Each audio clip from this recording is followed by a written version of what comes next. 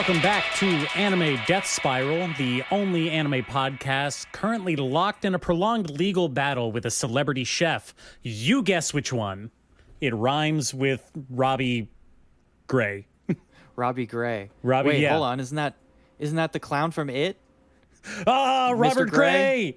Now I totally get it. Robert Gray. I'm getting itted. Oh shit. I'm getting itted right now. If you're always saying welcome back, it kind of excludes the people that are maybe new to the podcast. It kind of says there will never be a new listener again. So we might as well just kind of close the gate behind us. Well, no, I'm, culturally Catholic, so I do believe in predestination. I believe that everybody that is not listening to Anime Death Spiral right now is fated to do so. They just don't know it yet. And all the people that are listening were always meant to be here. It's kind of like the Shining Hotel. It's not that they've been subsumed. They were always here. I always thought you were ethnically Catholic. Is that not true? That is Italian-American discrimination, sir. Did you receive the catechesis? You're gonna be getting a visit from your local waste management consultant someday. Oh no! Take out the trash. Oh no! Anime Death Spiral better start consider eating salads from now on. I like how the mafia is like, they have like a code of ethics. They're like honorable. They're like the Yakuza, right? It's like they have like a code of ethics that they live by. They're not just like filthy criminals who would just do anything, to support their organized crime. They're not just just a bunch of thugs, just like a bunch of weird guys doing like weird bad crime, right? Yeah, I mean, because it's like they're organized crime, and then there's the mafia and the Yakuza. It's like organized crime; those guys just suck. They don't have like a code that they work on. Like Kazuma would never be an organized crime guy. But he'll be a Yakuza because, it's like... it's like a cool guy thing. It's like a different kind of honor, Yeah. Like, there's a code, and he doesn't have to, like, beat up kids, which is what organized crime guys would do. And he doesn't have to sell drugs. Even though the Yakuza would never sell drugs, you know what I mean? They like, would never thing. do something to hurt, like, the people that live in their territories.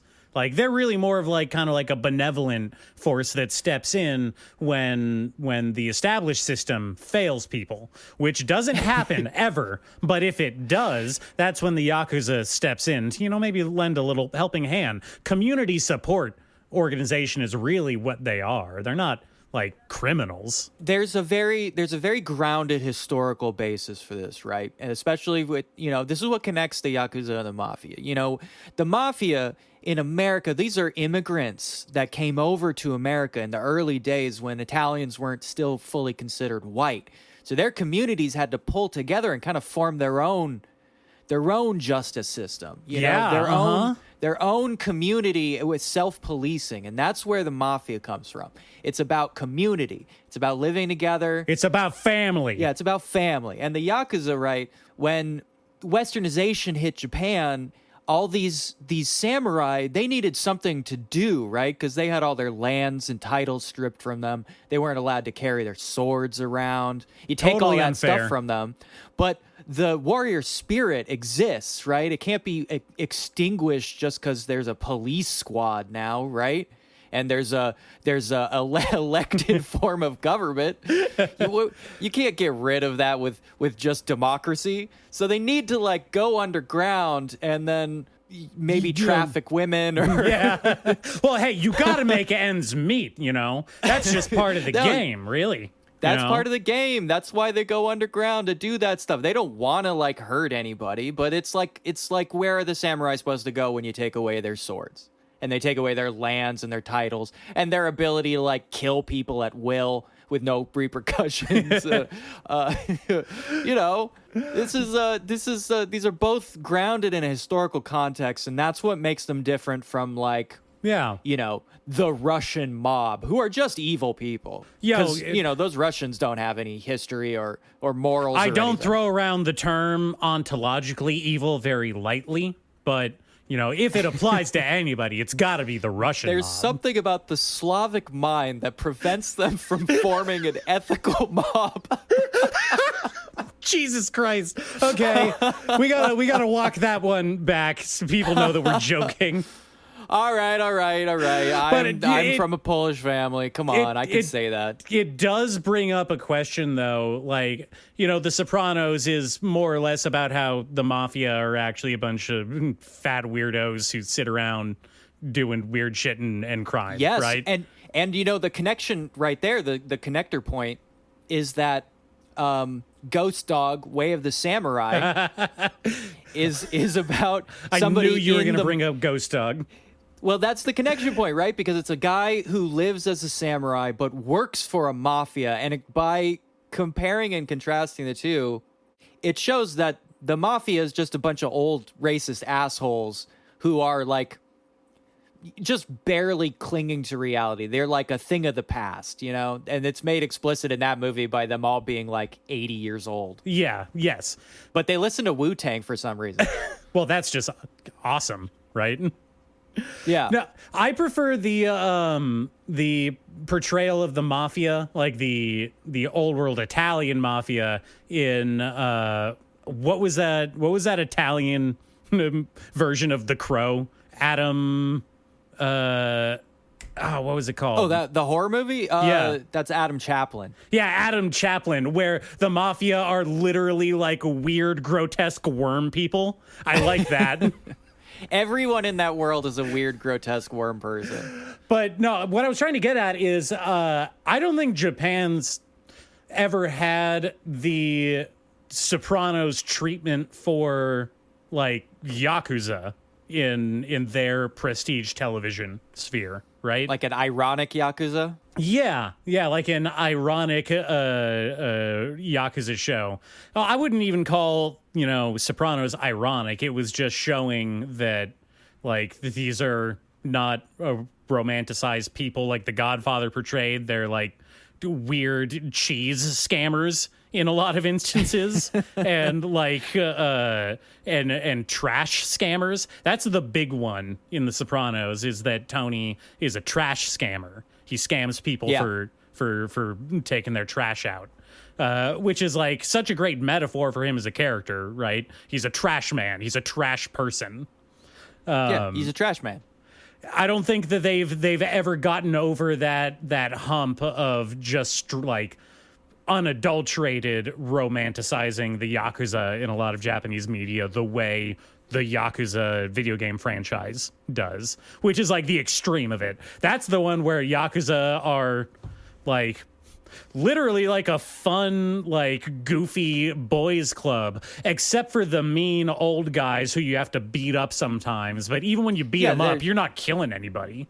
There's like the evil guys. Like there's bad Yakuza in those games. Like they're doing evil shit. But Kazuma's going to punish them for it. And that's cool. He is the impossible Yakuza Don, right? And as the story goes on, though, he does get out of the game, but just to get pulled right back in again. He gets pulled right back in, yes, but that's because of extenuating circumstances. That wasn't his fault. He shouldn't have had a family. He couldn't have a family without rejoining the Yakuza for some reason. That's the difference. The Mafia is about family. The Yakuza is not about family. Or maybe it is. I don't know. No, it's about Aniki. Yeah, it's about brotherhood. There are many movies, I think, that are ironic portrayals of the Yakuza. In fact, I think like stuff like Yakuza Apocalypse, right? Or a bunch of Miike movies are about like the absurdity of Yakuza guys. Yes. I don't think it takes it as far as making as like sort of a Sopranos-esque. But it does go like, look at these fucking weird guys. Like what is up with these weirdos? I mean, that's the right attitude. I would be interested to see the Sopranos version, right? Where it's like a bunch of bald dudes in sweatsuits hanging out like in the back of a nail salon.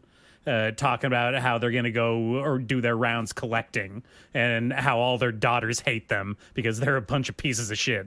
It's funny to compare them to the Yakuza in that way because, like, in The Sopranos, Tony is not so much worried that, like, the feds are closing in and that his lifestyle is, like, it's becoming impossible to do his work externally. And it's more like the framework that his organized crime relies on, everything that is outside of the pure financial aspect of his lifestyle is crumbling away into like dust. Like the facade is fully crumbled away. And now it's just embarrassing. Yeah.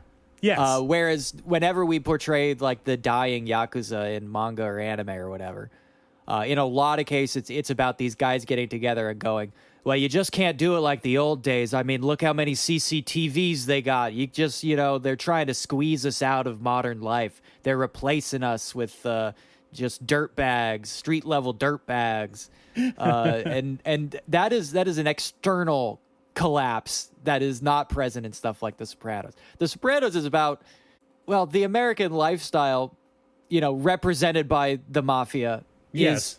It's fake, and when you try to like portray it realistically, it's stupid and dumb. Yes. Well, it's incredibly dumb. The scene that sticks in my mind, especially in like relating to this, is the one where the two guys, like his underbosses, try and shake down the Starbucks that just got put in their neighborhood. Yeah. And the Starbucks manager is like, dude, like, I get what you're doing, but like, you can't do that. This is a Starbucks. Like, if I start paying you protection, they're going to fire me. And then you're going to have to do it again with the next guy. And they're just going to keep replacing us because it's a fucking Starbucks. Yeah. And then they walk out of the store being like, damn, you can't do it like the old days. Yeah. Yeah. Yeah, what are you going to take on Starbucks? Yeah, Starbucks holds more power in our community than fucking two guys with a gun. Yeah. The sheer bureaucratic crushing capitalism is so much more economically violent than any fucking group of, weird Italian guys can ever hope to be. Oh, That's the man. beauty and romance of The Godfather, is that, like, look at these guys. Man, they're so much power. They're like institutions. And that's nothing. It is insignificant compared to like the modern realities of actual capitalist gangs. Well, yeah, and I think that was the point of doing The Sopranos when they did, is that The Godfather is like the 70s when the people didn't really have a pop culture conceptualization of what the mafia was. And so The Godfather comes out and it's like, they have all these family stuff and rituals and honor and blah, blah, blah. And then, Sopranos is 25 years later, we're in the late 90s, and it's a bunch of fat dudes in New Jersey getting heart attacks from eating the gabagool. Man, Ghost Dog is such a fucking cool ass movie. That movie's so dope as hell, man. Does it have any gabagool in it? I think so. Because they spend a lot of time sitting in the back of like a restaurant. Yeah. Like drinking and eating, or watching cartoons. That's one of my favorite things about Ghost Dog is all the mafia guys really love old cartoons like Woody Woodpecker and shit. And then the young mafia daughter likes Itchy and Scratchy. And that's like a big generational divide. Not The Simpsons, just Itchy and Scratchy. She's watching Itchy and Scratchy in particular, and I think that choice is probably deliberate, if I know anything about filmmaking and licensing rights. I think probably a deliberate choice, I have to say. That's like the coolest movie Forrest Whitaker has ever done, And he's like reading the 5 Rings. And he was in a Star Wars. Oh shit, that's right. Like in a couple of them. Yeah. Yeah, he was like a big deal. If you count Battlefield Earth, he's been in like 4 of them. I would love to like go up to Star Wars fans and start talking about Battlefield Earth like it was just part of the canon. Like, hey, isn't it? It was that one John Travolta Star Wars. That was like a weird one, right? He had all that stuff coming out of his head and that camera angles. And then they had the fighter jets at the end. And then they look at you, they're like, what are you talking about? No, that wasn't in a Star Wars. No, that's it was that John Travolta one. We've all seen it, right? You know what? I think it's extended universe stuff. So maybe I think they're trying to take it out of canon. Okay, all right, that's enough. That's enough about the Mafia. It's enough about Star Wars. Not enough about Forrest Whitaker. I would like to circle back to him at some point in the future. Love that guy. Not enough about Wu-Tang. Yeah, definitely not enough about. We need to do a full episode about how Wu-Tang is anime. I think that deserves exploration. Well, I did mention Shogun Assassin, I think, in the last episode. Yeah. And Wu-Tang is not just 36 Chambers of Shaolin and the Hong Kong scene. Shogun Assassin is up in that shit for real. For real. Shogun Assassin's so cool. It's cool. Love that. Wu-Tang's good. All right, let's shift focus here and talk about something that we should have talked about last week, but we're playing catch up now. It was the Crunchyroll 2026 Anime Awards. You know, we were so excited for 2026 Anime Awards. 2026 Anime Awards 2026. 2026. Crunchyroll has given out awards. They might have even made some kind of physical object and mailed it to, I don't know who they would mail it to at the studio. Like, I don't know, like a producer or... Yeah, probably like a producer's assistant would be the one who gets it, right? The contact point. Yeah, and then they would put it in the animation studio's trophy wall. I shudder at the thought of a future where the Crunchyroll Awards have like the same like gravitas and name recognition as like a Michelin star, who, people are, it's like a constant trivia fact in bar quizzes that Michelin, the restaurant rating people, are the same people as the ones who sell tires. Just anybody who didn't know that. They're a tire company. They should be reviewing like fast food restaurants.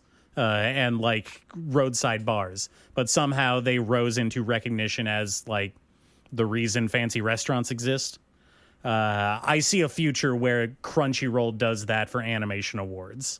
I don't think it's a good thing, but I think it's out there. I think it's a possibility. Oh, we've won Crunchyroll Anime of the Year twice.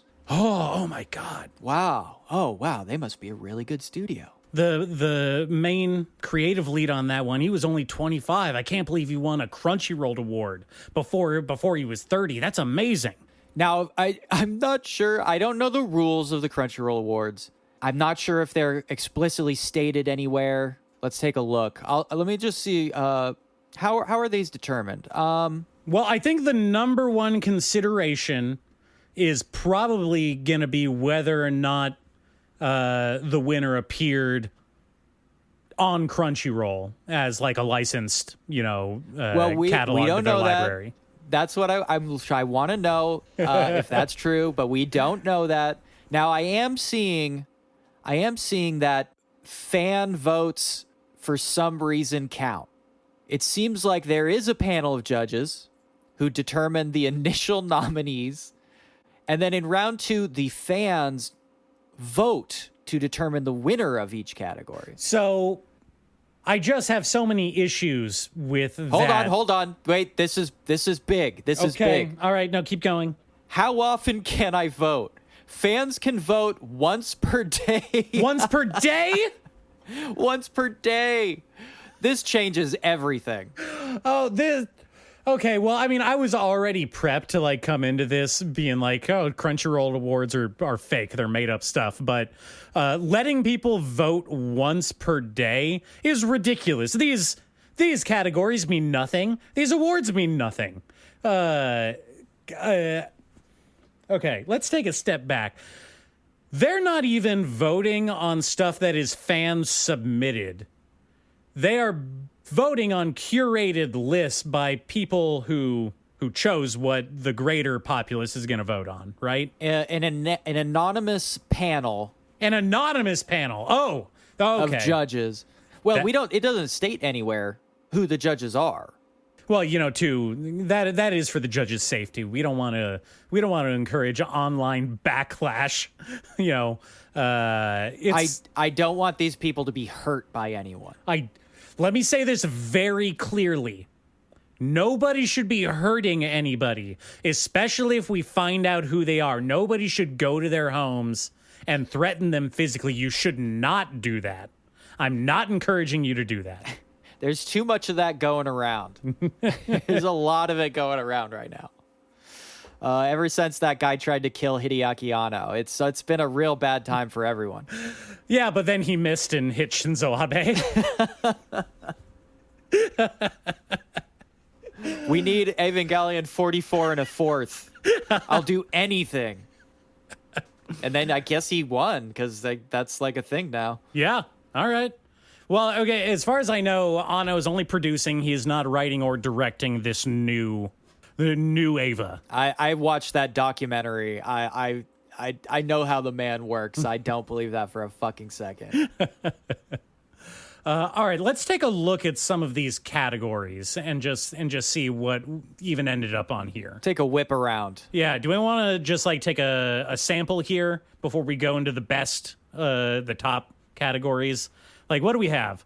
These are some weird, like, some of these are kind of very singular. Best ending sequence. Okay. Who we got in here? Yeah, I don't care about that. Don't care about that. Don't really care about that. Yeah. There's stuff like that, just straight up dumb shit, like must protect at all costs character.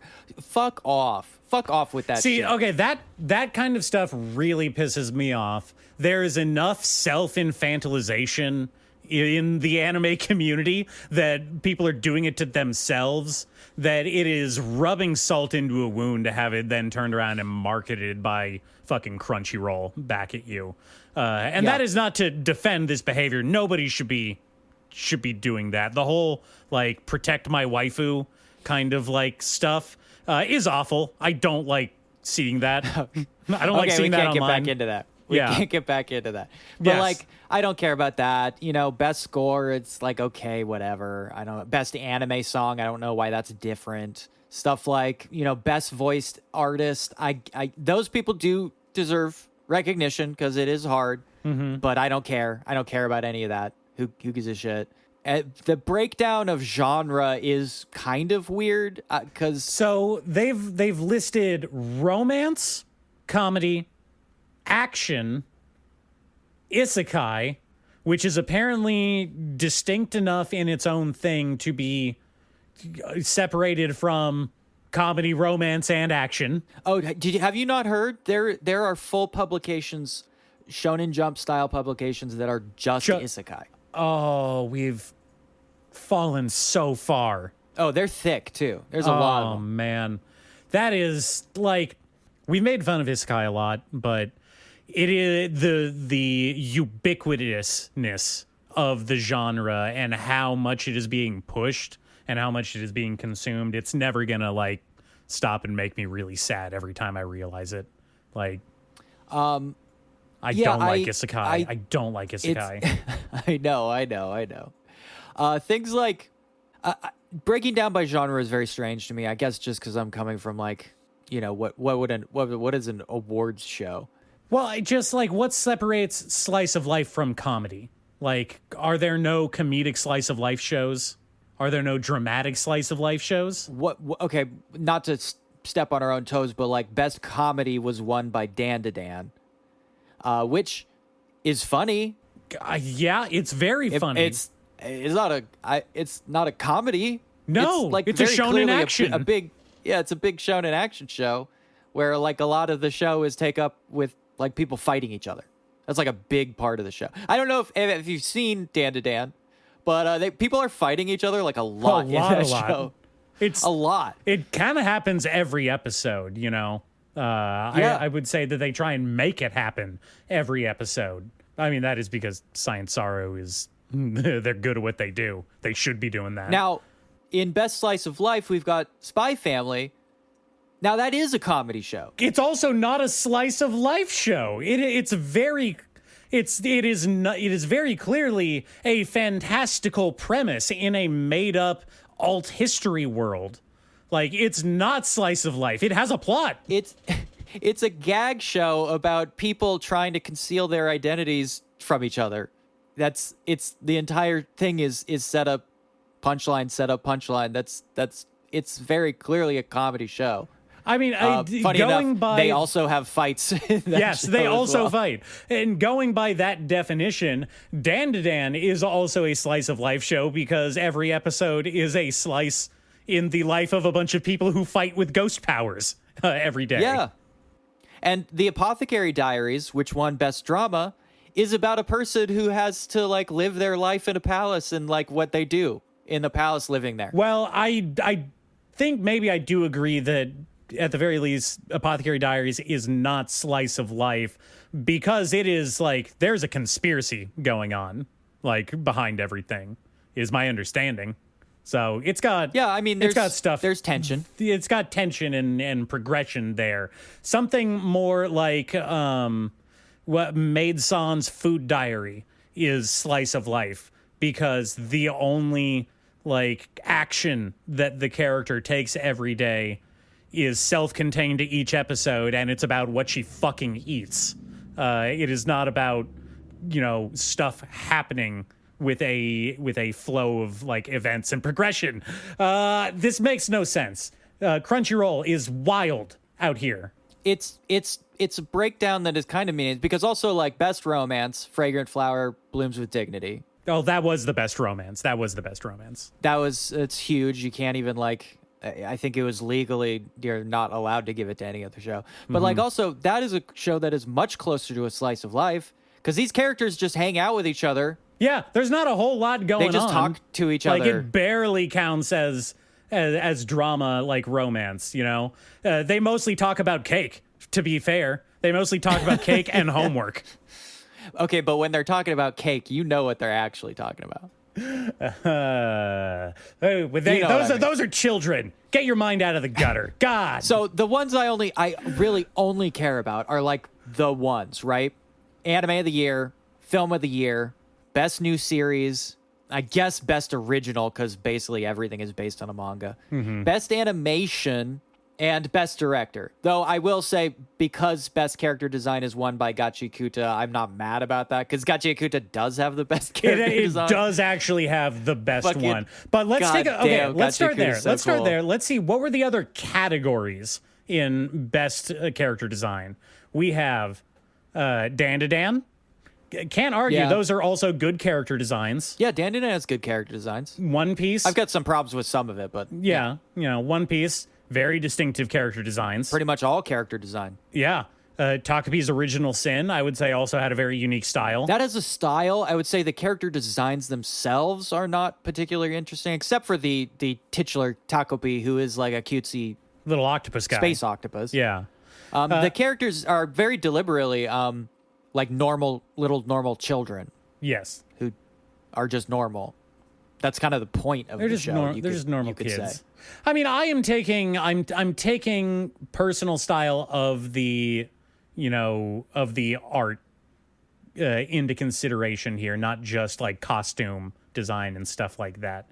Even though they just dress like regular school children in Takabi's Original Sin, I think the overall art style does look very unique compared to, most other manga and compared anime. To Apothecary Diaries. Yes. And My Dress Up Darling. That was what I was getting at. These are the two outliers on here. And I liked both of these from what I saw. I did not watch all of Apothecary Diaries. I did watch all of My Dress Up Darling. God damn it. God damn it. But they're also just like, in terms of character design, they're just anime-ass anime. Like, I guess that My Dress Up Darling has the whole cosplay angle to it, but they only do like 3 or 4 cosplays throughout the entire run of the anime so far. Like 6 total in the manga. They don't actually focus a lot of effort on like fantastical character outfits. It's mostly just the dating like stuff. It's mostly the dating. It's mostly the dating stuff. And Apothecary Diaries. It takes them a while. It takes them a while time to make those costumes. Yeah, and that adds, some tension to it. But yeah, like a half a season per costume. Yeah, more like a third of a season. They do like little chunk arcs. But I don't want to talk about that. We've moved past Dress Up Darling. Apothecary Diaries also looks good, but I would say that it has pretty standard, historical kind of costume dress for a lot of the characters. It's a period piece. It's a period piece. So they're really like vaguely period accurate. Yeah. So yes, amongst that group, I do agree that Gachiakuta looks the best because those designs are fucking sick. The whole graffiti core stuff is awesome. I love that. Yeah, it's fucking great. Yeah. Otherwise, that's kind of a stupid category. Maybe, I guess in the Oscars we do have best costume design. But basically, I'm looking at so anime of the year, we've got My Hero Academia final season. Now this is a shoo-in because we're trying to kick My Hero Academia out of the door. Boku no goodbye. It's obviously not the best anime of the year. Obviously it's not. Everybody knows that. But this is an obligatory award. I mean, it's up against Apothecary Diaries, Takapi's Original Sin. It's up against Summer Hikaru Died, which I don't know that's if what I mean, if I have to choose, I love Dan to Dan. Takapi's Original Sin is maybe not for everybody, but still it should be. It should be. But if I was on this anonymous panel of secret judges, I absolutely would have chosen Summer Hikaru Died for best anime so far, because that shit fucking ruled. It's obviously Summer Hikaru Died. So we're bust there. Now, film of the year, this is a pretty bad blunder, because it is the year of a Mononoke movie, which was Red Arc. The Rose of Versailles movie came out. I need to go back and watch that one. Skyrudet. And 100 Meters, which you did watch. I did. Yeah, I did watch it. I really liked 100 Meters. I really liked Reze movie. I really liked Mononoke. Yeah, Mononoke. Did not see Scarlet, rocks. Did not see Rose of Versailles, but I'm sure that I would probably be equally impressed. I just don't care about Demon Slayer at all. That's fine. I care about it more than you. And again, I think this is an obligation win because it did make $100 billion, way more than everything on this list, even though Chainsaw Man made an insane amount of money. Yeah. And blew away everyone's expectations. Did not make Demon Slayer money. Did not even come close to Demon Slayer money. No. But the obvious answer here, even when you're considering fan favorite type shit, is Chainsaw Man. That's obvious. They fucked that one up too. It was so good. Let's take a look. Last category here of important categories, not those trash ones that we breeze past. Let's take a look at best original anime, because I think that probably has the weirdest spread on here. Yeah. And so the winner is Lazarus, which again, I think similar to Demon Slayer is maybe kind of an obligatory award because it is, produced and directed by Shinichiro Watanabe, Samurai Champloo, Cowboy Bebop fame. You can already see that even in the Carol and Tuesday. Yeah, Carol and Tuesday. The promo art that they use for Lazarus is very deliberately trying to evoke people's memories of Cowboy Bebop. They're doing that very deliberately. Yeah, of course. And also, it's a weak field. Yes.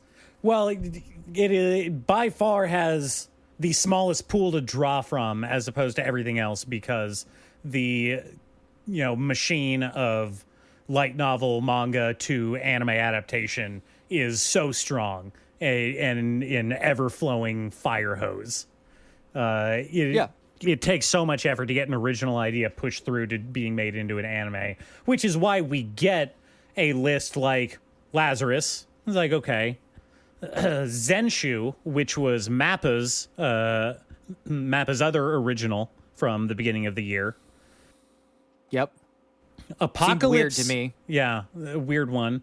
It didn't have a lot of impact. I watched it, but it kind of didn't go anywhere. Anyway, Apocalypse Hotel, which I liked what I saw of, but barely anybody talked about it, at least from what I was seeing. It didn't have a lot of weight. Yeah. And also there's like other Apocalypse Hotel type manga at the same time, which it seemed like it was kind of biting other people's stuff for some reason. It was going up against publication of Restaurant at the End of the Apocalypse, which is also very popular, and I think very good. But then we also have Mobile Suit Gundam G-Cux. Going up against G-Cux.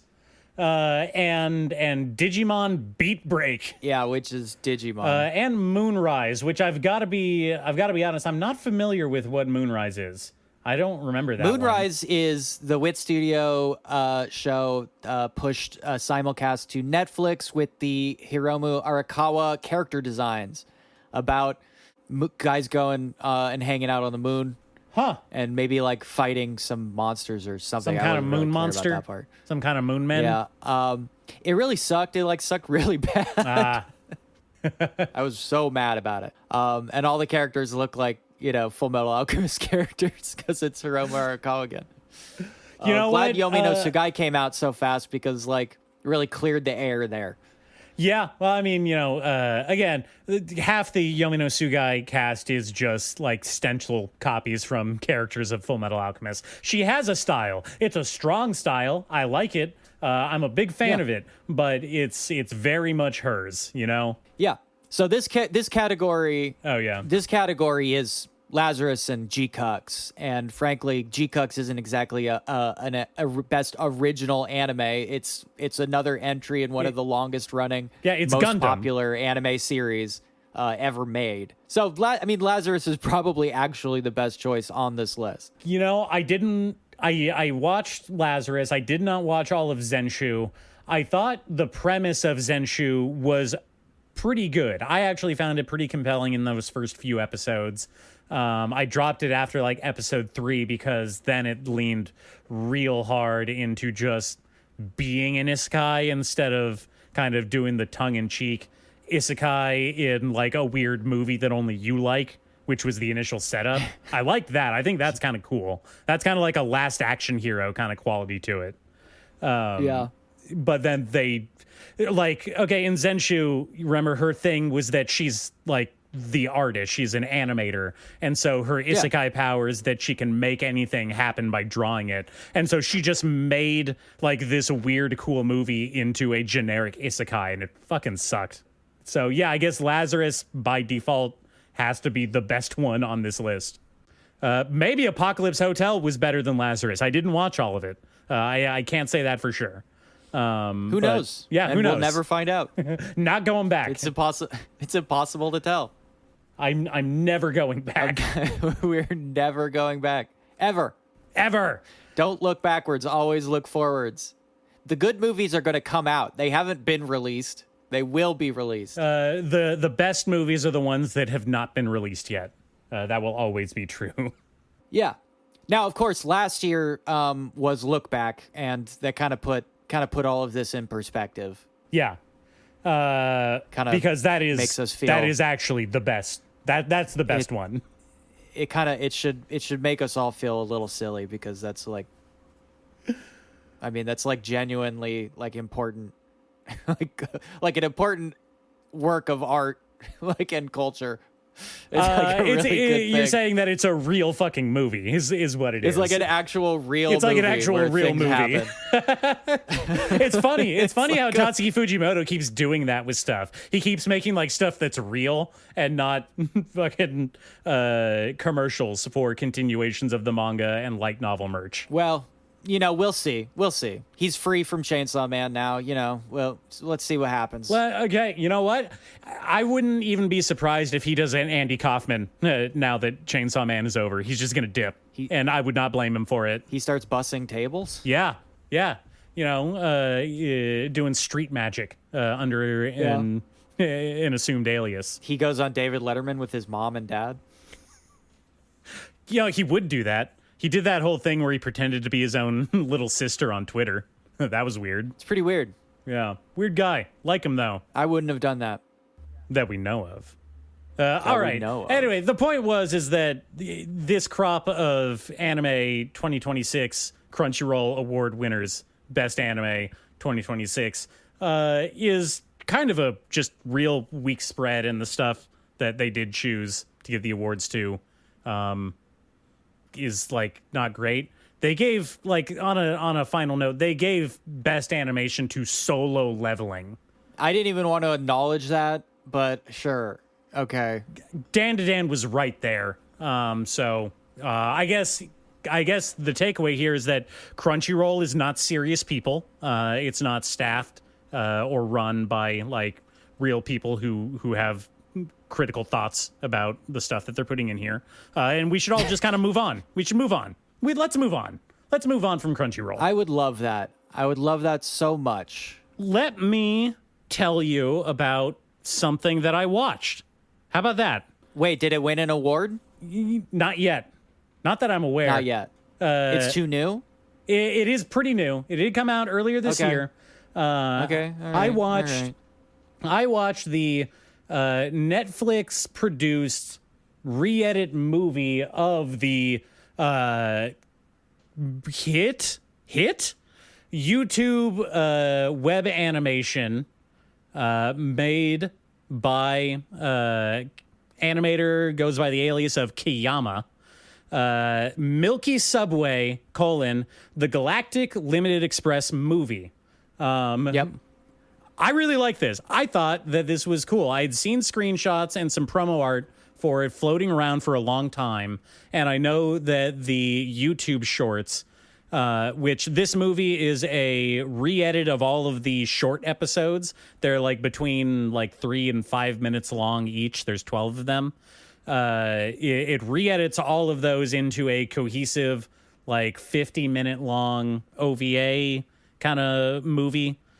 Short film, whatever you want to call it. Kind of, it's a CG animated web series. I should point that out up front. And it is made basically by, I think, two guys, a lead animator and the writer.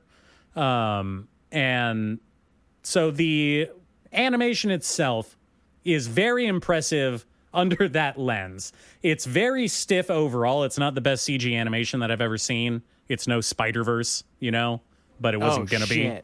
So yeah, I said Slammed. it was no Spider-Verse. Totally slammed. There's no Spider-Verse. Then it's not even worth watching. But it has If you put it like that. No, it has a very cool style. It has a great use of color. Everything is very bright.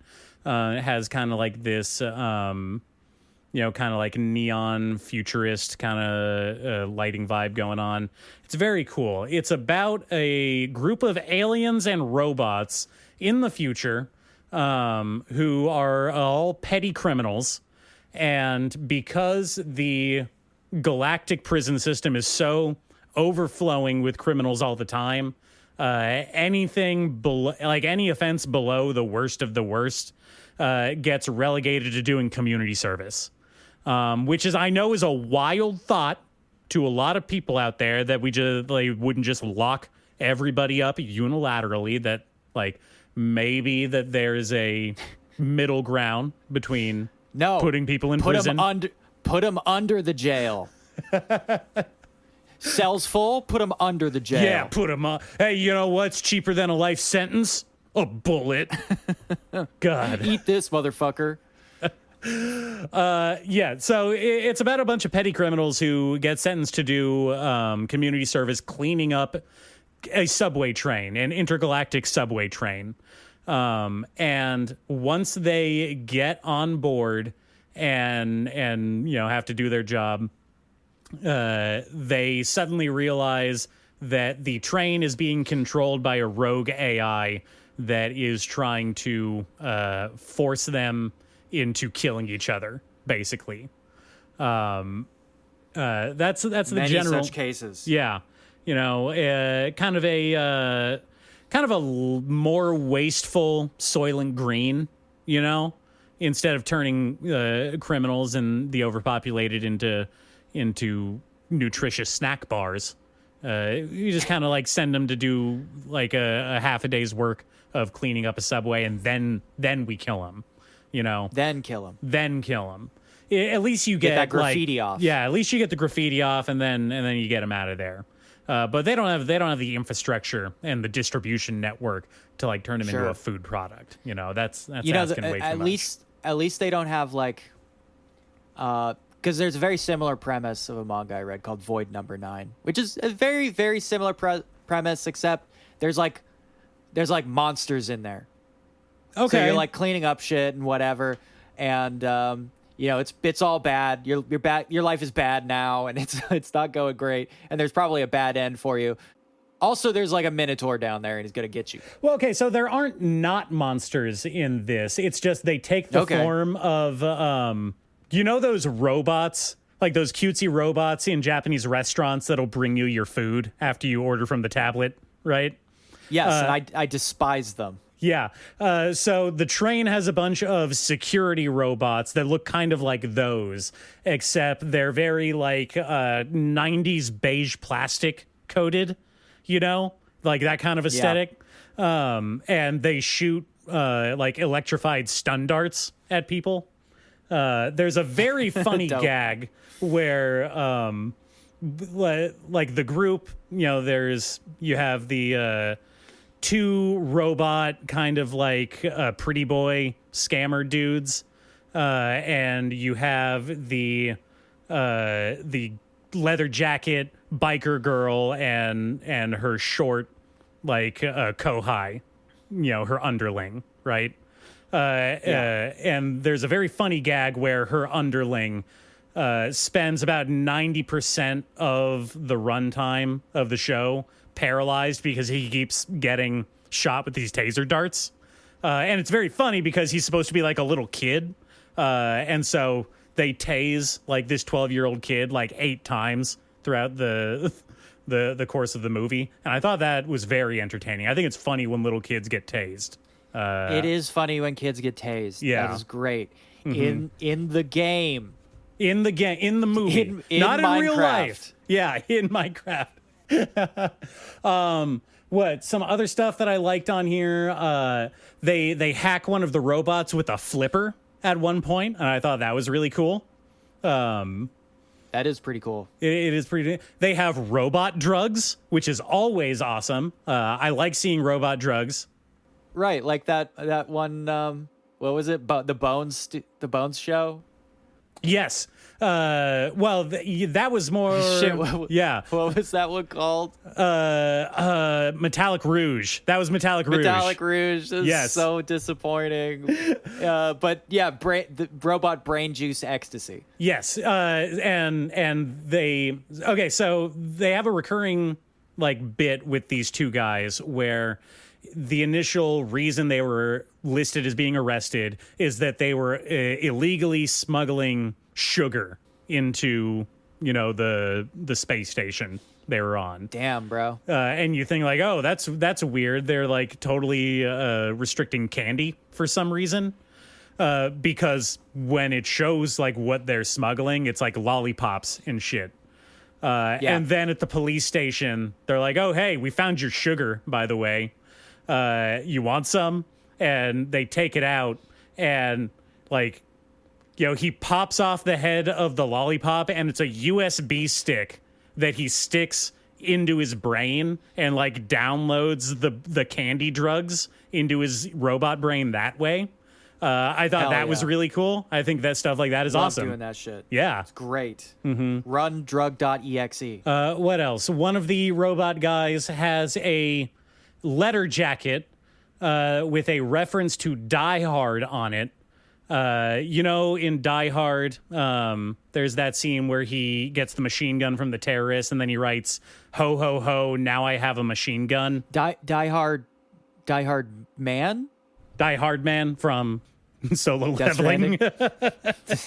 From Solo Leveling. Yeah, Death Stranding. It's D. It's D Hard Man. D Hard Man.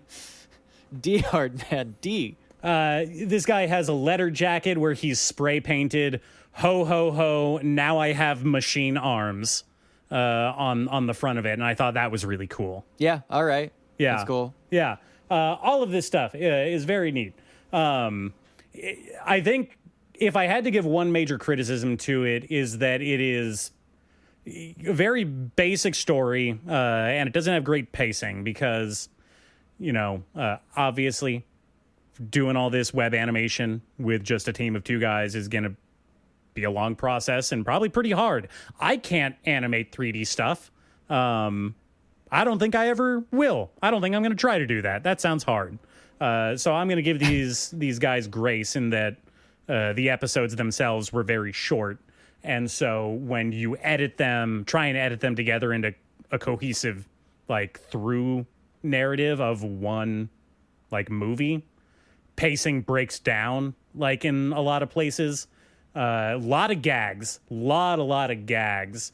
Not a lot of focus on, like, action or, like, just, like, general, like, movement pacing, I guess.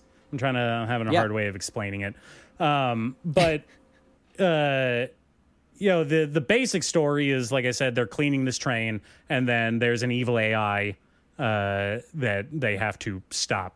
They stop it by downloading the main robot girl's brain into the train, and she turns it into a giant mecha to fight the back half of the train with. I think that was also pretty cool. I like that. All right. I like when stuff that was never meant to turn into a robot suddenly turns into a robot. I enjoyed that quite a bit. Like a car or an animal. Yeah, except those, like, were robots first, and they're robots in disguise as those things.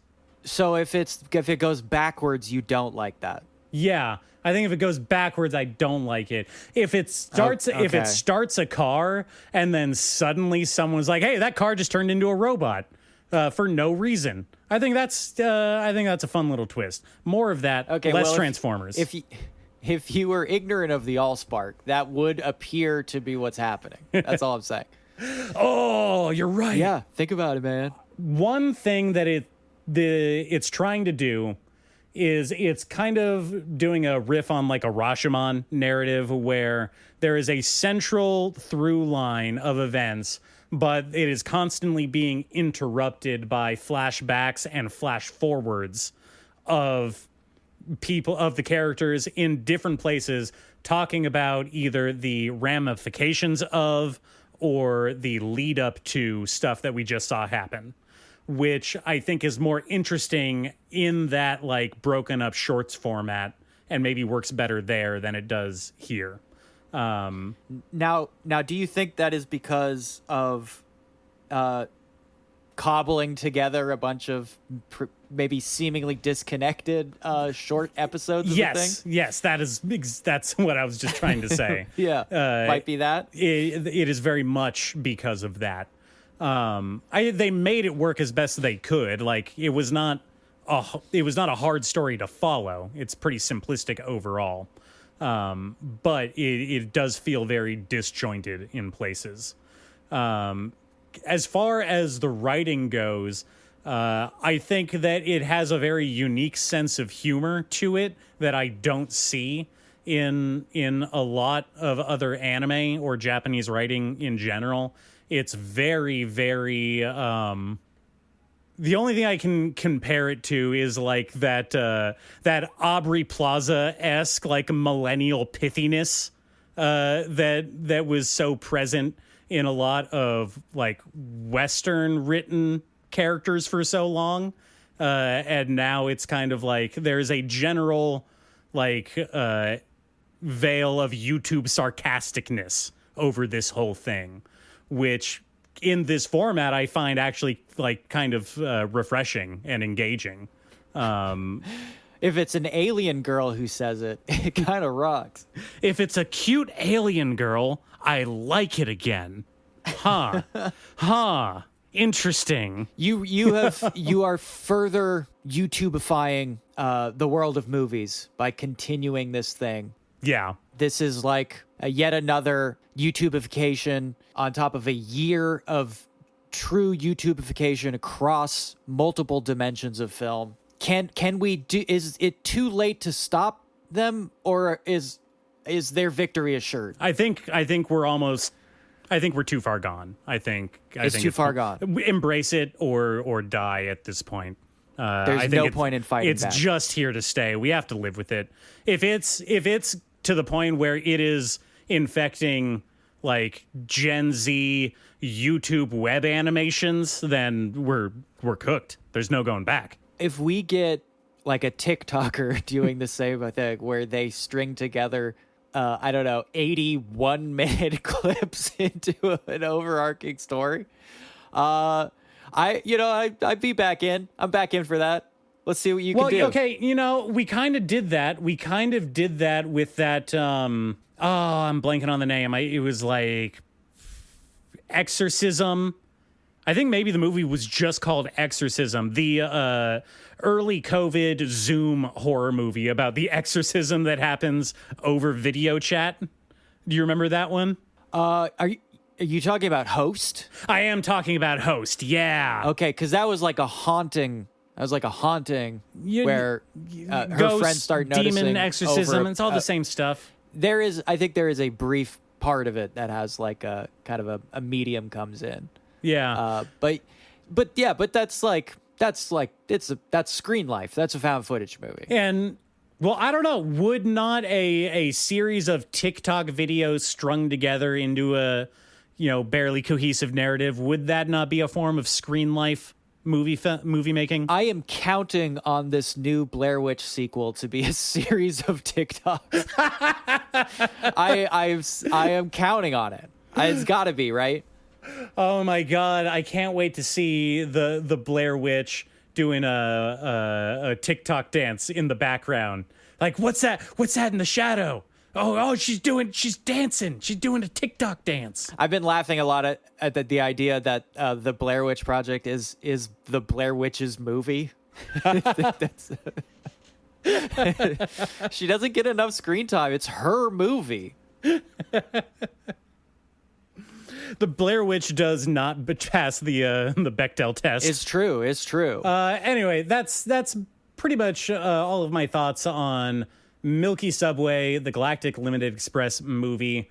For what it is, I liked it. I thought it was funny. It had a good sense of humor. The animation is stiff in a lot of places. These guys never mastered the concept of animating mouth movement to what the words are.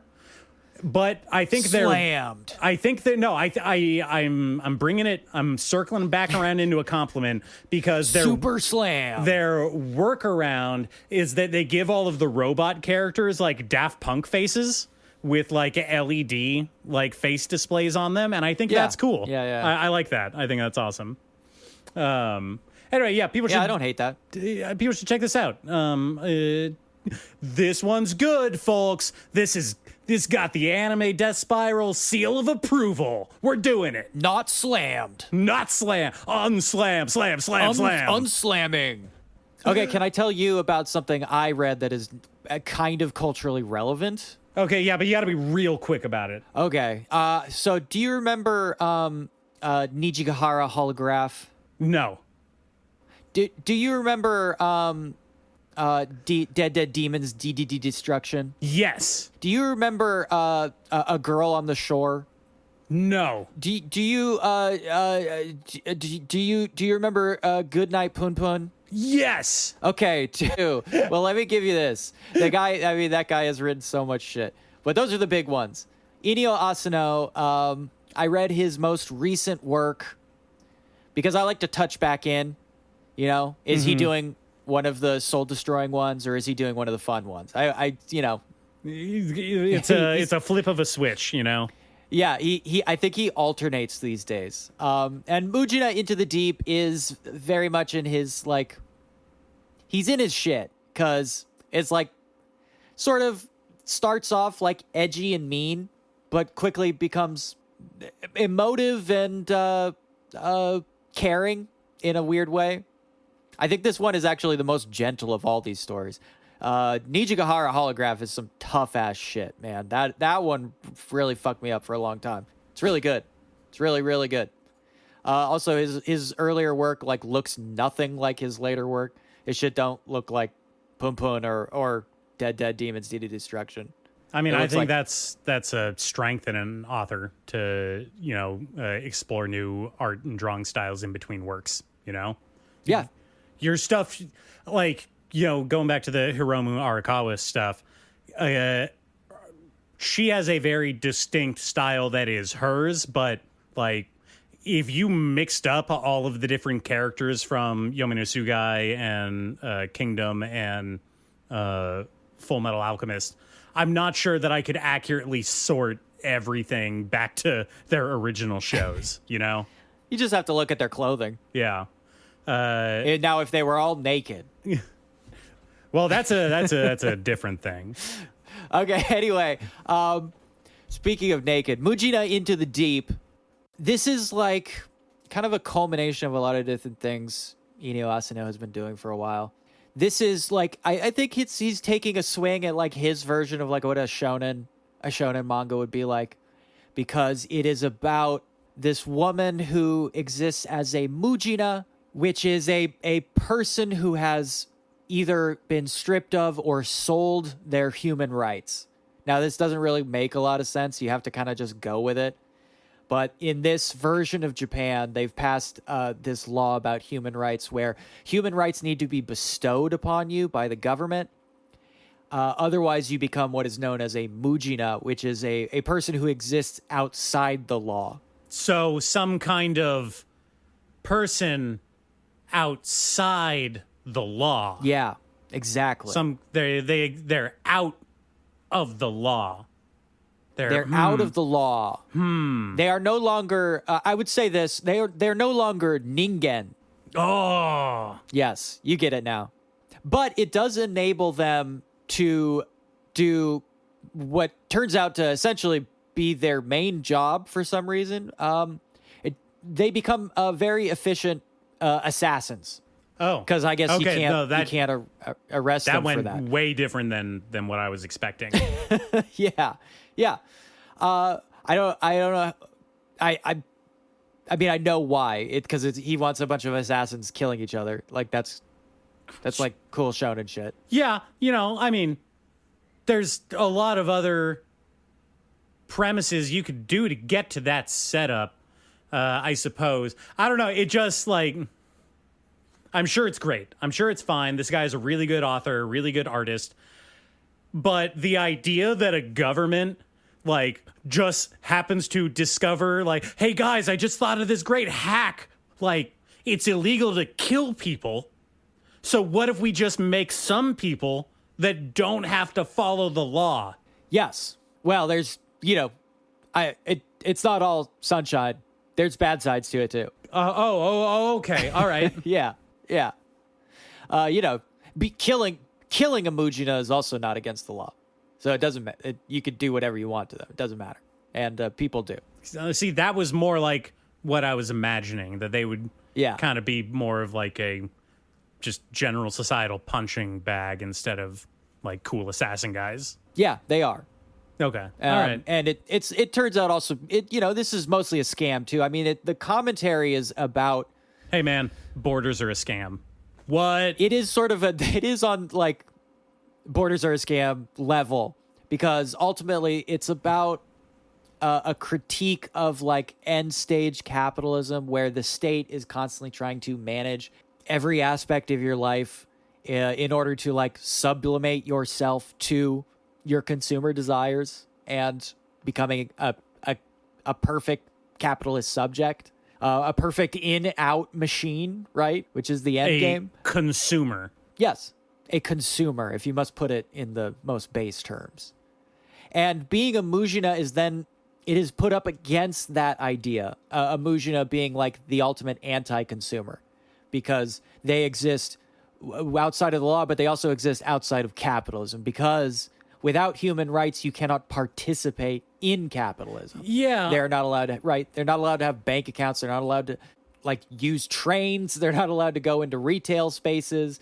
They're not allowed to do anything wherein they would engage in the greater society at large, which leads them to like interesting conclusions wherein they've developed their own like counterculture where they're all called like the rooftop children because they hang out on roofs and they all wear like these cool jumping shoes, which is seems like tangential, but they all wear jumping shoes. And they battle each other, and they're used by capitalist interests to assassinate each other or steal things or, unfortunately, sell their bodies in ways that are uncomfortable. And it's also positioned that this is genuinely like the government just kind of like trying to wipe out the lower classes of people. People who become Mujina are generally like, they do it because of poverty or they are scammed out of it, right? Mm-hmm. Because people will buy your human rights and recycle them to people who will pay a bunch of money for them, right? And we get a couple of smaller stories about people like this, right, who are just eaten up by these horrible processes that prey upon like the weakest people in our society. Yeah, no, I get it. I've got just so many questions about this system that I'm sure are not the point. I'm sure they're not the point of what this story is trying to convey. But, I've got to... why are they selling their bodies if they can't spend money? Well, the cash still exists, right? Otherwise, there'd be no point to any of this. Okay, so they are allowed to spend cash some places.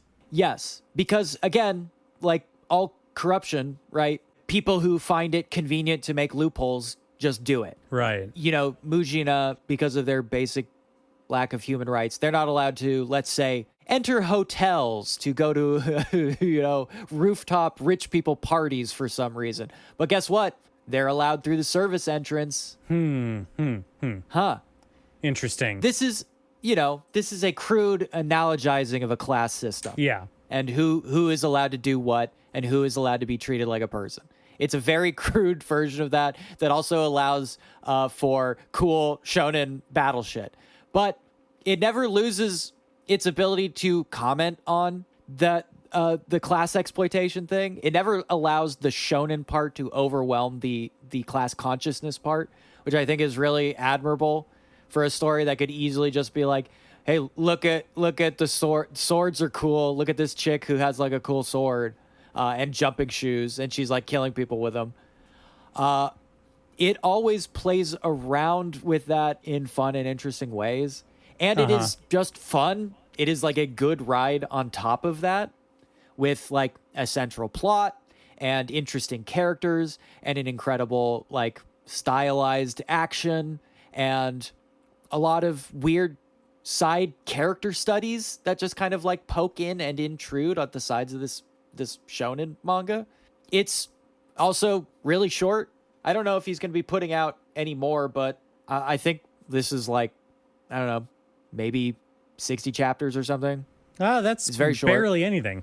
You can rip through it pretty quick. Yeah. And it is not despairing. And I think that's a really important part because I think people hear about stuff like Nijigahara Holograph or Goodnight Pun Pun, right? Yeah. Mm-hmm. Or even some of Dead Dead Demons DDD Destruction, which is really defined by a sort of cultural malaise. And they assume stuff about his work like, oh, he's a nihilist or he's a defeatist or a pessimist. And he writes these stories to like punish the readers or whatever, which I think is a misconception. It is a general misconception. He is trying to explore interesting ideas. And sometimes those interesting ideas leads to stories that are not happy, I guess. I don't know. They're not gratifying.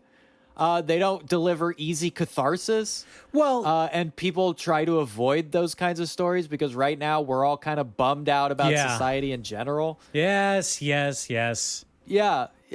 But Mujina resists that. It allows us to come to our conclusions without bumming us out, or it very intentionally trying to like bum us out.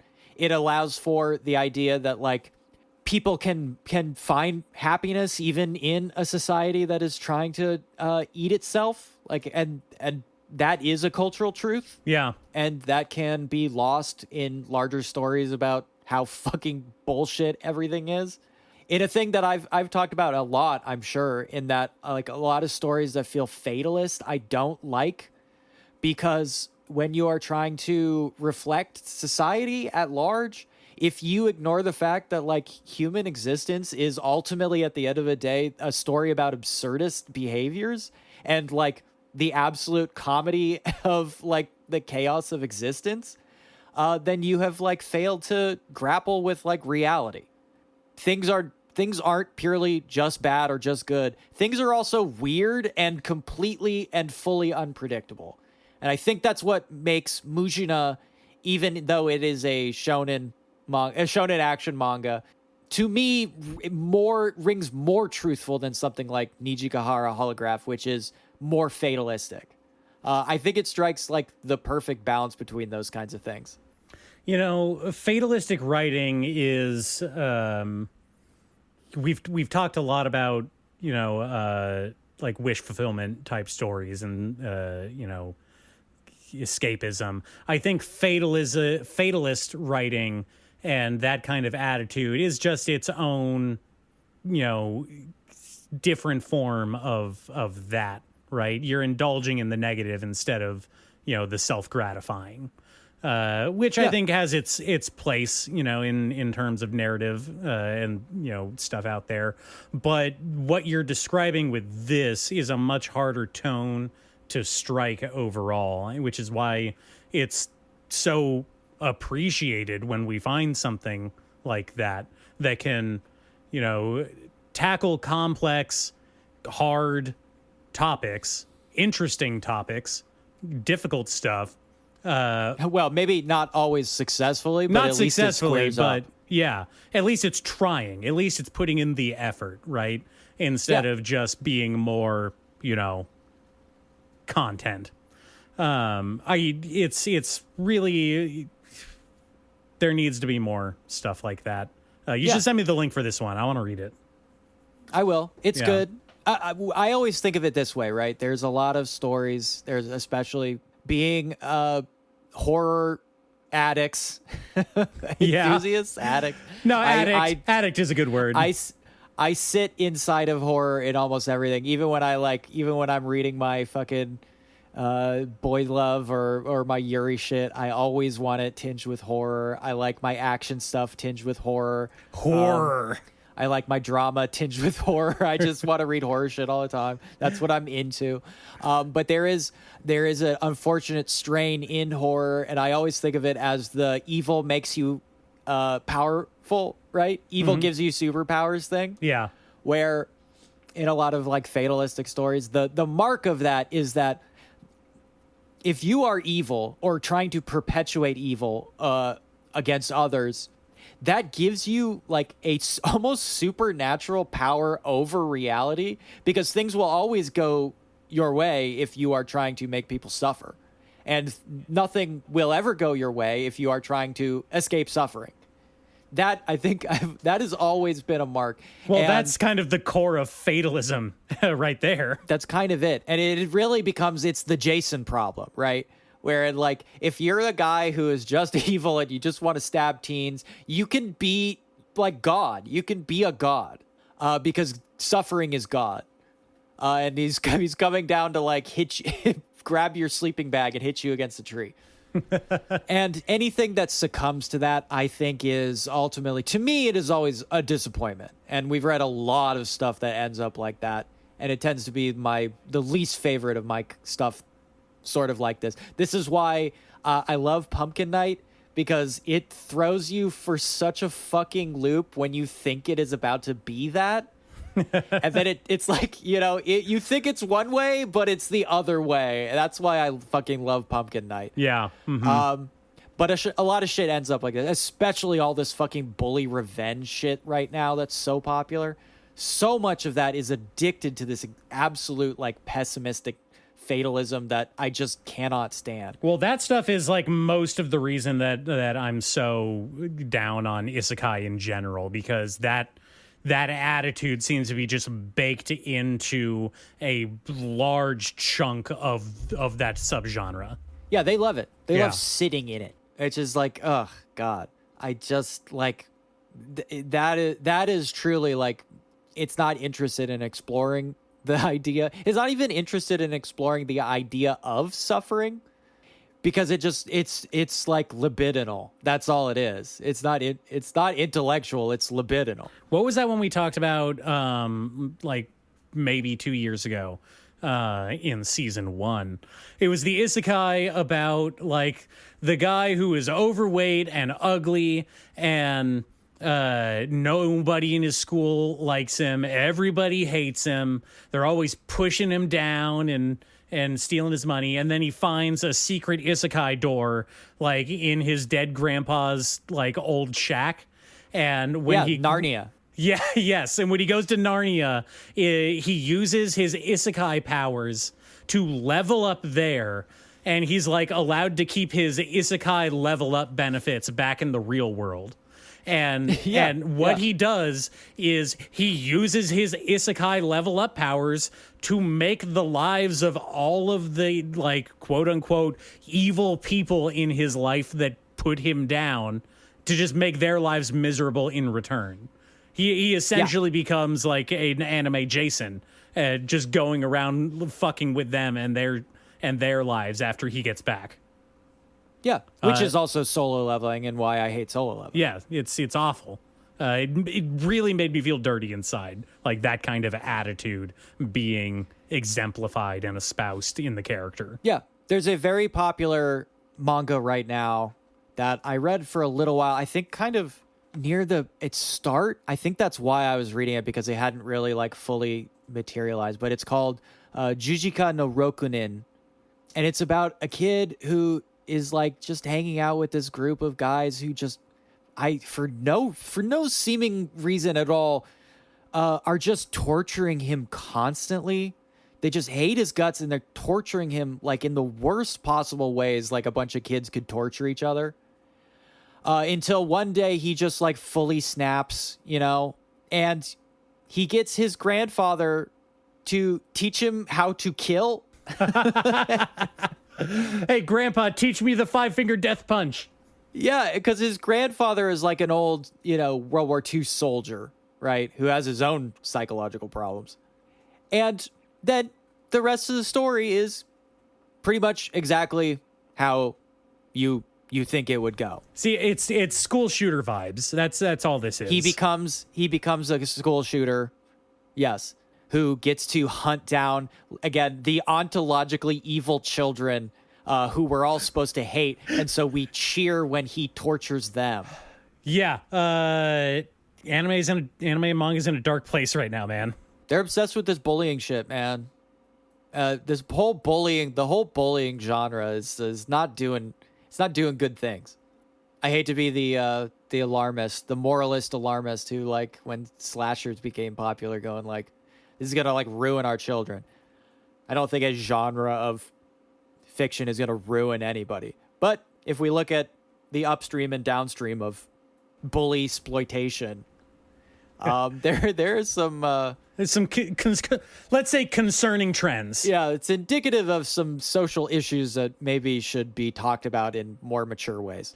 Not on this show. We're not the people to do that. Not on this show. No, we spent a long time talking about other stupid shit. Yeah. So, Mujina Into the Deep by Inio Asano fucking rocks insanely hard. It's very, very cool. And also all of his stuff is cool. Like, don't get intimidated by the Goodnight Punpun people. Like, it's good.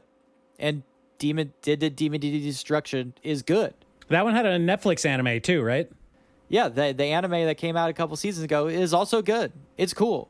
I mean, it's a little depressing, but like so are the times we live in. Like it's a reflection of reality. And Nijigahara Holograph is really fucking cool in its own way. And you know, Solanin and Girl on the Shore and all that. Like this is one of the dudes who like does it. Like for real does it. He's out here doing it every day. Yeah. And this is, you know, this isn't going to be his Chainsaw Man. I don't think he's ever going to have a Chainsaw Man. I don't think he needs to have a Chainsaw Man. No, he's fully established. But Yeah. like this is his. If you know, if he was Fujimoto, this would be as close to his Chainsaw Man as he's ever going to get. Okay. So read this shit. All right. Is that about do it for this week? Yeah, let's get the fuck out of here. All right. Handsome, tall, beautiful listeners. Thank you once again. I'm calling for you to do in action. Go click buttons. Make us popular online. Download us. Comment. We'd love to see it. Yeah, we're not going to do it. Yeah. It's up to you. Tell somebody in person that likes anime or doesn't like anime to listen to this show. I feel obligated to say thanks to What Do You Say Anime Podcast for giving us a shout out on their stream last week. That was kind of cool. Yeah. Now you're gonna have to stream and shout them out. I know. It's the only way to make it fair. It's a vicious cycle. It's an absolutely vicious spiral that we're in. So what are you gonna stream? Well, you know what? I think that I'm going to put it on the schedule for bye.